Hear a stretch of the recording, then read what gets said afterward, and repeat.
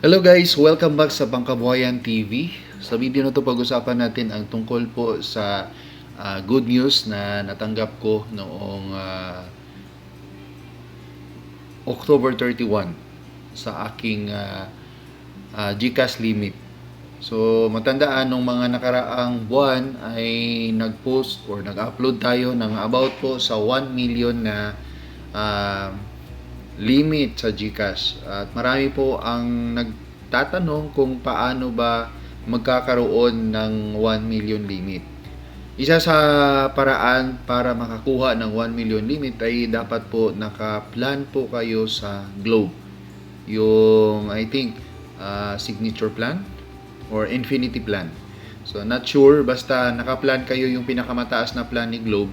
So pwede kayong magiging or magkaroon ng 1 million na limit sa GCash. Pero guys, sa hindi ko inaasahang pagkakataon noong October 31, said na talaga ang mga GCash namin na ginagamit sa negosyo.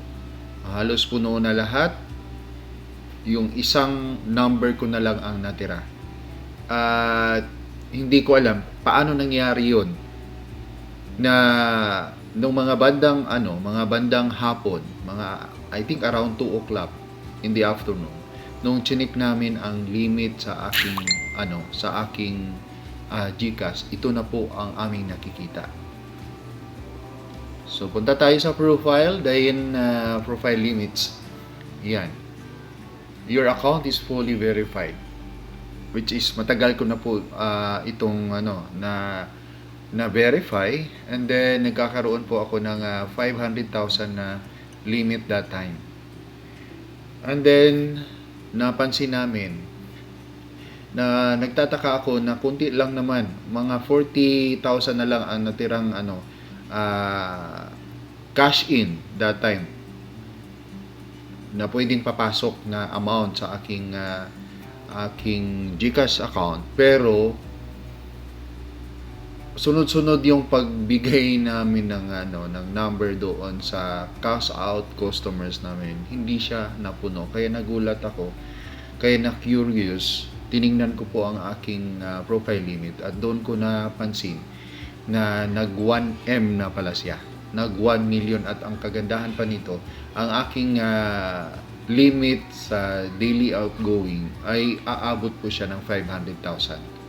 So sa isang araw pwede akong makapag bank transfer or send money out ng 500,000.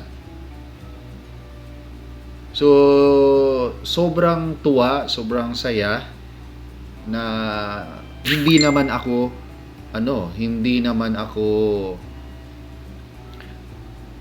plan holder ni Globe. At ang aking SIM na ginagamit po sa GCash ay Talk and Text po.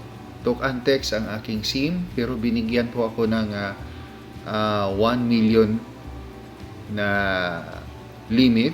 Wala po ito nakalink na GSave, wala din po itong ginawang kahit anong transaction, kasi mayroon na po akong isang GCash na which is 500,000 din ang limit, na mayroon akong GInvest, GSave, maraming nakaano doon sa isang GCash ko. Akala ko yun yung dapat yun po yung magkaroon sana ng 1M. Pero kung yung inaasahan ko ay hindi nangyayari, bakit siya dito sa isang number ko ay wala namang gaanong nakakunik dito? Tanging lang, send parang cash in and cash out lang talaga namin to. Pag napuno 500 at ang nakapalabas ng 500, wala na, hindi na siya ginagamit. Pero ito pa rin ang pinagbigyan ng 1M, which is malaking tulong po ito sa amin dahil na tayo, parang masasabi kong nasa tough tough period, dahil November at saka December sobrang lakas talaga ang transaction yan sa GCash. Talagang kami na mapalad na magkakaroon ng 1M. Kasi kailangan talaga namin ng more GCash pa para makapagpatuloy sa aming negosyo na cash in and cash out. Tapos ngayon pa na kailangan talaga namin. Kaya sobrang saya ko at nagpapasalamat po ako sa taas at sa GCash dahil po binigyan niyo ako ng pag-asa, kasi parang worried talaga ako sa buwan ng November at December, kasi kalakasan talaga yan. Malakas ang lahat ng negosyo sa November at December. So ito ay answered prayer para sa akin at sa family ko na magkakaroon kami ng 1M, at sana sa iba pa naming mga GCash account ay mayroon ding magkakaroon ng 1M. Ang duda ko din, itong number na to ay, ang aking number ay ito yung ginagamit ko sa aking lahat na mga credit card account. Yung mga lahat ng credit card ko, ang number na ginagamit ko ay ito. Ito yung pati sa sa mga government transactions ko, bank transaction, ito ding number na to ang ginagamit ko. At itong number na to ay nakuha ko ito noong I think 2010. So na ngayon, mga 13 years na. 2010, 2023 na tayo ngayon Mga 13, almost 14 years na siguro to. Itong number na to. Medyo matagal-tagal at naka-build na talaga ako ng magandang nito. Credit score kumbaga. So, i-check nyo din ang inyong mga GCash account. Baka isa din po kayo sa mapalad na napagbigyan ng 1 million na limit sa GCash. Rare lang po ito. Rare. Kasi matagal-tagal na akong nagsubaybay sa mga grupo ng GCash. Wala po akong nakitang mayroong 1 million na 1 million na limit. Pero ako na mismo ang nakakaranas ng ganito. So, super excited and thankful po ako talaga sa GCash.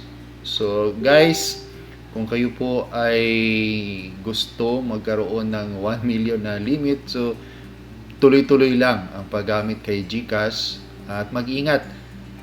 Mula noon hanggang ngayon ay wala pa naman ako na na experience na hindi maganda pagdating po sa GCash. Lahat po ay nasolusyonan. Lalo na yung mga na charge na hindi man lang hindi ginamit yung mga account. Mayroong mga proud na transaction, wala po ako nun. Kasi itong GCash account ko, itong cellphone ko, wala talaga itong hindi ako super curious gaya ng iba na pag may nakitang free, pindot agad. Pag may nakitang link, pindot agad. Wala. Hindi talaga, wala akong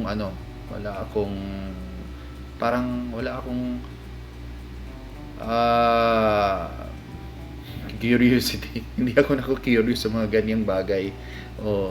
Ito lang talaga ang nagfi-Facebook ako pero super ingat ako.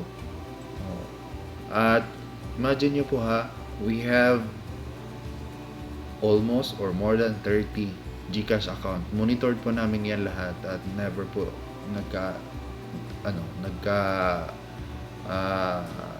aberya pagdating po sa mga charge. At yung mga cellphone na mayroon GCash sa shop ko, sa negosyo ko ay mostly Messenger. Tapos ang mga tauhan ko po talaga ay hindi po sila allowed gumamit ng Facebook. Hindi po nila pwedeng gamitin na mag-scroll kung anong kailangan nila. So for business purposes lang talaga siya.